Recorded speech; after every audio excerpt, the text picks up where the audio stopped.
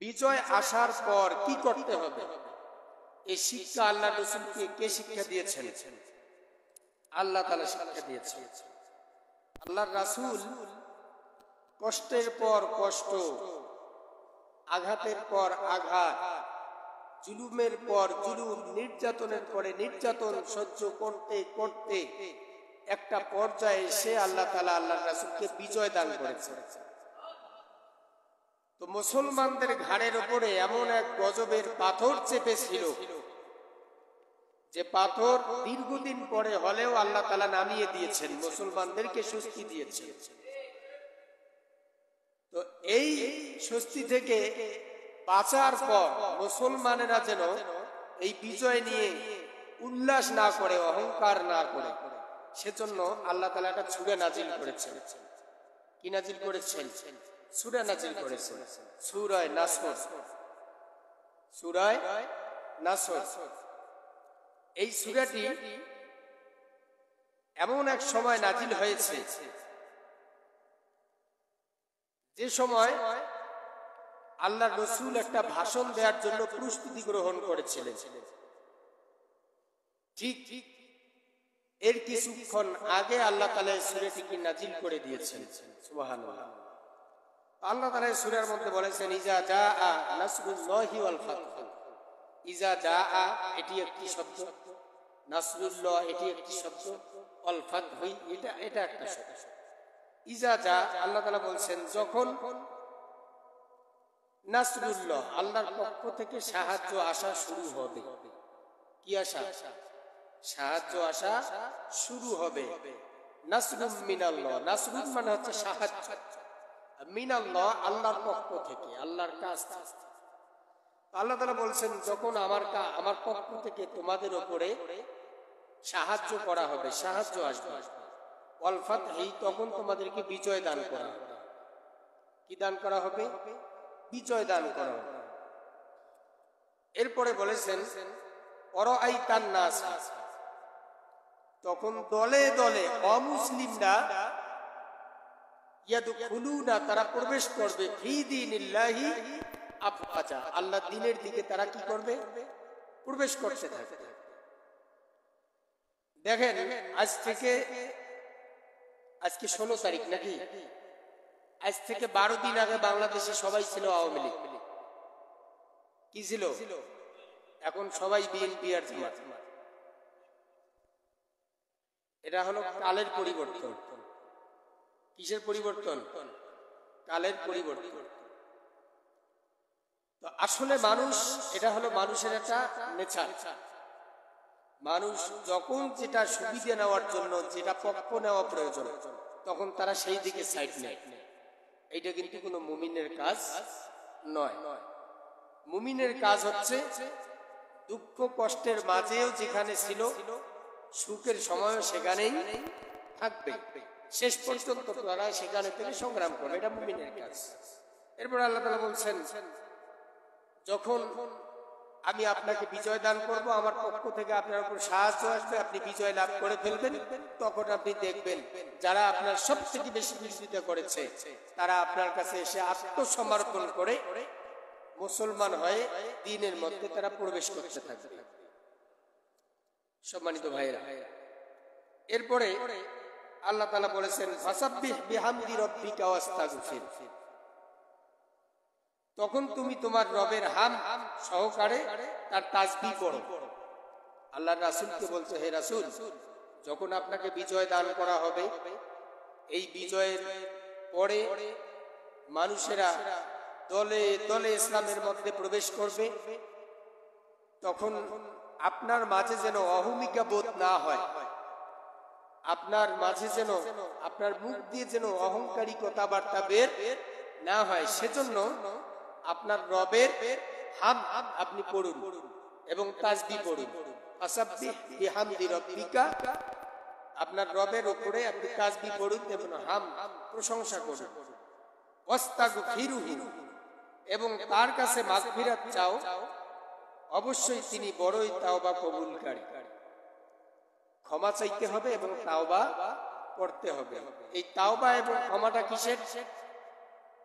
এই তাওবা এবং ক্ষমাটা হচ্ছে ওই আপনার পথে এবং মতে চলতে গিয়ে আমাদের আমরা জেনে এবং না জেনে, বুঝে কিংবা না বুঝে, ইচ্ছায় কিংবা অনিচ্ছায়, প্রকাশ্যে কিংবা গোপনে আমাদের দ্বারা যতগুলো ভুল হয়েছে আমরা এই ভুলগুলোর ক্ষমা প্রার্থনা করছি এবং তাওবা করে ফিরে আসছি।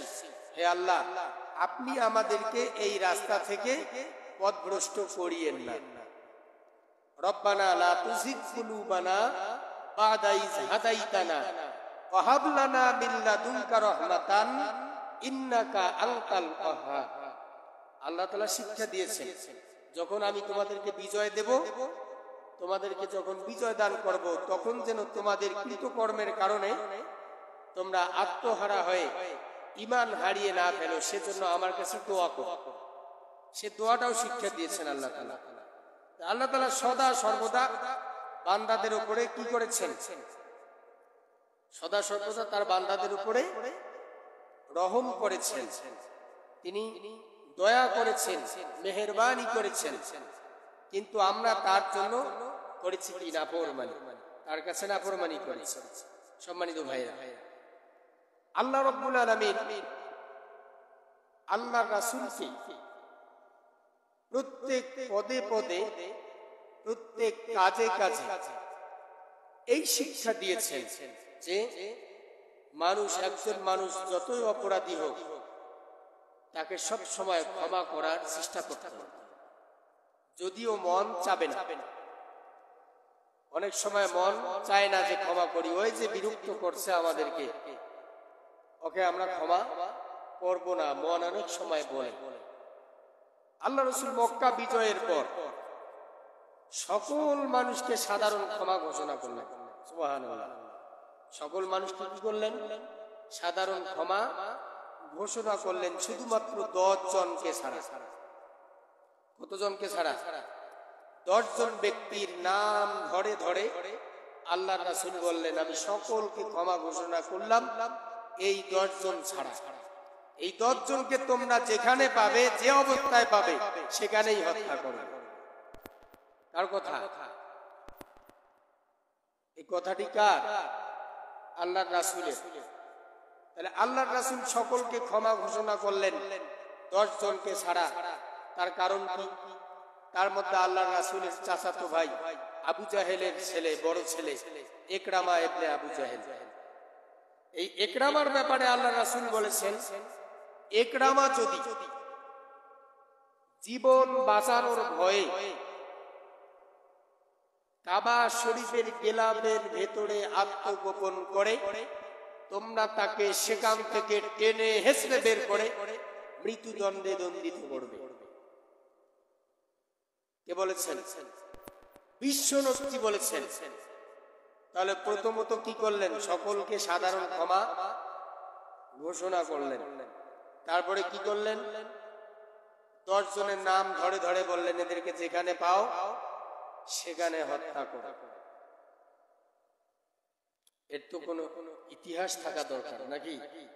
ইতিহাস তো অবশ্যই আছে। সব থেকে মক্কায় আল্লাহর রাসূলকে বেশি কষ্ট দিয়েছে ইকরামা ইবনে আবু জাহেল। আল্লাহর রাসূল যখন সিজদায় যেতেন, আল্লাহর রাসূলের পিঠের উপরে উটের নার ভুঁড়ি, দুর্গন্ধযুক্ত নার ভুঁড়ি আল্লাহর রাসূলের পিঠে উঠায় দিতেন। আল্লাহর রাসূলকে খুব বিরক্ত করেছেন এই ইকরামা। সেই জন্য সকলকে সাধারণ ক্ষমা ঘোষণা করবার পর এই 10 জনের মধ্যে ইকরামার ব্যাপারে আল্লাহর রাসূল এত কঠোর হয়েছিলেন। তবে ইকরামাকে হত্যা করা হয় নাই। পরবর্তী সময় ইকরামার স্ত্রী আল্লাহর রাসূলকে এসে বলেছিলেন, আপনি তাকে ক্ষমা করুন, ক্ষমা করে তাওবা করিয়ে আপনার দলে শামিল করে নেন। পরবর্তীতে ইকরামা ইবনে আবু জাহেল তাওবা করে আল্লাহর রাসূলের দলে শামিল হয়ে যোগ দিয়েছেন একটি যুদ্ধে। সেই যুদ্ধের নাম ছিল ইয়ারমুক। ইয়ারমুকের যুদ্ধে আল্লাহর রাসূল 3 জনকে পাঠিয়েছিলেন। কয়জনকে? 3 জনকে পাঠিয়েছিলেন। তার মধ্যে ইকরামাও ছিল, ইকরামা ইবনে আবু জাহেলও ছিল। 3 জন যুদ্ধ করতে করতে 3 জনে শহীদ হয়ে গিয়েছে। তিনজনে কি হয়েছে? শহীদ হয়েছে। এমন তো অবস্থায় ভ্রাতৃত্বের বন্ধন কারে কয়? ইমানের বন্ধন কারে কয়? ইমানের রশির যে শক্তি, এখান থেকে শিক্ষা পাওয়া যায়। তিনজন যখন মৃত্যু সজ্জা, একজনের মুখ থেকে আওয়াজ বের হলো পানি। কি আওয়াজ বের হলো? পানি। পানি আওয়াজ বের হলো। পানি পান করতে চাইলেন, তাকে এক গ্লাস পানি এনে দেয়া হলো। তিনি পানি পান করবেন, এমন তো অবস্থায় আরেকজনের মুখ থেকে এই পানি শব্দ বের হয়েছে। ভালো করে বুঝুন, ইয়ারমুকের যুদ্ধে যে তিনজনকে আল্লাহ রাসূল পাঠিয়ে দিলেন, তার মধ্যে ইকরামা ইবনে আবু জাহেল ছিল, যার ব্যাপারে আল্লাহ রাসূল বলেছিলেন তাকে যেখানে পাবে সেখানে হত্যা করবে। পরবর্তী সময় সে তাওবা করে ফিরে আসে। পানি, একজন সাহাবী পানি পান করবেন, এমন অবস্থায় আরেকজন সাহাবীর মুখ থেকে বের হলো পানি।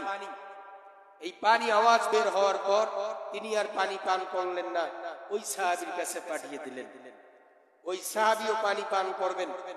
এমন অবস্থায় তৃতীয় জন সাহাবী যিনি ছিলেন, তেনার মুখ থেকে পানি শব্দ বের হলো। দ্বিতীয় জন পানি পান করলেন না, তৃতীয় জনের কাছে পানির গ্লাস পাঠিয়ে দিলেন।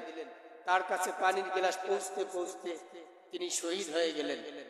তৃতীয় জন শহীদ হলেন, পানির গ্লাস দ্বিতীয় জনের কাছে আসবে, আস্তে আস্তে তিনিও শহীদ হলেন। এরপরে এই পানির গ্লাস প্রথম জনের কাছে গেলেন, যেতে যেতে উনিও শহীদ হয়ে গেলেন। একজনও পানি পান করতে পারল না। এটা ছিল তাদের ভ্রাতৃত্বের বন্ধন। কিসের বন্ধন? ভ্রাতৃত্বের বন্ধন। এই বন্ধন যাদের মাঝে থাকবে না, তারা কখনো মানুষ হতে পারে না। মানুষ হিসেবে আমাদের মধ্যে একজনের প্রতি আরেকজনের ভালোবাসা থাকতে হবে। সম্মানিত ভাইরা, আমি বলতেছিলাম বিজয় পাওয়ার পর মানুষ যেন অহংকারে উল্লাসিত না হয়, অহংকার বশত যেন কোনো কথা মুখ দিয়ে বের না করে, সেজন্য আল্লাহ তাআলা শিক্ষা দিয়েছেন, ফাসাব্বিহ বিহামদি রাব্বিকা ওয়াস্তাগফিরহু ইন্নাহু কানা তাওয়াবা। আমি আল্লাহর প্রশংসা করুন এবং তাসবিহ পাঠ করুন, তাসবিহ সহকারে আমি আল্লাহর প্রশংসা করুন এবং আমার নিকট তাওবা করুন। কেন তাওবা করবে? আরেক জায়গায় আল্লাহ তাআলা বলেছেন, আল্লাহ রাব্বুল আলামিন বলেন, ইন্না ফাতাহনা লাকা ফাতহাম মুবিনা লিয়াগফিরা লাকা আল্লাহু মা তাকদ্দামা মিন যামবিকা ওয়া মা তাআখারা ওয়া ইউতিম্মা নি'মাতাহু আলাইকা ওয়া ইয়াহদিয়াকা সিরাতাম মুস্তাকিমা। চিৎকার মেরে বলুন আল্লাহু আকবার। আল্লাহ পাক বলেন, ইন্না ফাতাহনা লাকা ফাতহাম মুবিনা, ও নবী নিশ্চয় আমি আপনাকে বিজয় দান করেছি। ফাতহুন মানে হলো বিজয়। আল্লাহ পাক বলেছেন ইন্না ফাতাহনা লাকা, এই কাফ শব্দটি আল্লাহর রাসূলকে নির্দিষ্ট করে আল্লাহর রাসূলের জন্য ব্যবহার করা হয়েছে। আল্লাহ পাক বলেন, ও নবী নিশ্চয় আমি আল্লাহ রাব্বুল আলামিন আপনাকে বিজয় দান করেছি। এই বিজয় কোনো লুকাছাপা বিজয় নয়, এই বিজয় হলো সুস্পষ্ট বিজয়। সুবহানাল্লাহ। এই বিজয় নিয়ে, এই বিজয় পাওয়ার পর আল্লাহর রাসূলের মাঝে যেন কোনো অহমিকাবোধ সৃষ্টি না হয়, সেজন্য আল্লাহ পাক বলেছেন, লিয়াগফিরা লাকাল্লাহু মা তাকদ্দামা মিন যামবিক।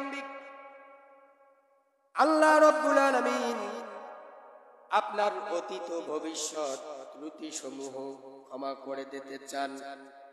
আল্লাহর রাসূলের ব্যাপারে আল্লাহ পাক বলেছেন, ও নবী আপনার আগে এবং পরে, ইতিপূর্বে আপনার দ্বারা, আপনার জানায় এবং অজানায়, বুঝে কিংবা না বুঝে, ইচ্ছায় কিংবা অনিচ্ছায় আপনার দ্বারা যদি কোনো ত্রুটি হয়ে যায় তাও আমি মাফ করে দিয়েছি, সুবহানাল্লাহ। আর ভবিষ্যতে যদি আপনার দ্বারা কোনো ভুল কাজ সংগঠিত হয় তাও আমি আগেই মাফ করে দিলাম, সুবহানাল্লাহ। সম্মানিত ভাইয়েরা, আল্লাহ রাসূল প্রত্যেক নামাজের পর সব সময় পড়তেন আল্লাহুম্মা হাসিবনি হিসাবান ইয়াসীরা। আল্লাহর রাসূলকে সাহাবায়ে কেরামরা জিজ্ঞাসা করলো এবং মা আয়েশা সিদ্দিকা রাদিয়াল্লাহু তাআলা আনহা জিজ্ঞাসা করলেন, ও গো নবীজি, আপনি তো মাসুম, আপনি তো বেগুনাহ, আপনার তো কোনো গুনাহ নাই, সুতরাং আপনি প্রত্যেক নামাজের পরে এই দোয়া কেন পড়েন? আল্লাহর নবী বললেন, আয়েশা রে, আল্লাহুম্মা হাসিবনি হিসাবান ইয়াসীরা, এই দোয়া আমি পড়ছি এজন্য কিয়ামতের দিন আল্লাহ রাব্বুল আলামিন আমার প্রত্যেকটা কাজের যদি হিসাব চান, আর আমি যদি হিসাব দিতে না পারি তাহলে আমি বড় শরম পাবো। এই জন্য আল্লাহর কাছে আমি শুরু থেকে আবেদন করছি, আল্লাহ যেন আমার হিসাবান ইয়াসীর, আমার হিসাবটাকে যেন তিনি সহজ বানিয়ে দেন, সুবহানাল্লাহ। অথচ আল্লাহ রাসূলের কোনো গুনাহ ছিল না, তিনি পর্যন্ত এই দোয়া পড়তেন। তিনার ব্যাপারে আল্লাহ পাক বলেছেন, ও নবী, আপনার রব আপনার আগের গুনাহ সমূহ মাফ করে দিয়েছেন, পরের গুনাহও মাফ করে দিয়েছেন। তার মানে আল্লাহ তাআলা জানেন যে আমার রাসূলের দ্বারা কোনো দোষ সংগঠিত হতে পারে না, এটা আল্লাহ তাআলা নিজেই চান নাই। সম্মানিত ভাইয়েরা, এবং তিনি আপনাকে পরিচালিত করেছেন। আল্লাহ পাক বলেন, ওয়ায়ানসুরাকাল্লাহু নাসরান আজিজা, এবং আল্লাহ আপনাকে বলিষ্ঠ সাহায্য দান করেছেন। যুগে যুগে প্রত্যেক নবী এবং রাসূলকে আল্লাহ তাআলা বিজয়ের মুহূর্তে তাদেরকে সাহায্য করেছেন, সাহায্যের মাধ্যমে বিজয় দান করেছেন, সুবহানাল্লাহ। সেই বিজয়ের একটি অংশ এই বাংলার জমিনের মুসলমানদেরকে আল্লাহ তাআলা দান করেছেন। তবে এখনো 100% বিজয় আমাদের হয় নাই, শুধুমাত্র আমরা একটু কষ্ট থেকে নিস্তার পেয়েছি। আল্লাহ তাআলা আমাদেরকে নিস্তার দিয়েছেন। কেন? আমরা যতটুকুন ফল আদায় করেছি, যতটুকুন কর্ম করেছি, আল্লাহ তাআলা ততটুকুন ফল আমাদেরকে দিয়েছেন। আমরা যখন পরিপূর্ণরূপে আল্লাহর ওয়াদাকে পরিপূর্ণরূপে যখন আমরা কাজ করতে পারবো, পরিপূর্ণরূপে আল্লাহকে আমরা যখন এর বিজয়, এর যে আল্লাহ তাআলার কাছে আমরা ওয়াদা করে এসেছি, আল্লাহ তাআলা বলেছিলেন, আলাস্তু বিরাব্বিকুম, আমি কি তোমাদের রব নই? সেই দিন আমরা বলেছিলাম, ক্বালু বালা, অবশ্যই আপনি আমাদের রব। সেটা সব বিষয়, জীবনের সকল ক্ষেত্রে আমরা যতগুলো কাজ করব, সব কাজ হবে আমাদের আল্লাহ তাআলা এবং আল্লাহর রাসূলের সন্তুষ্টির জন্য।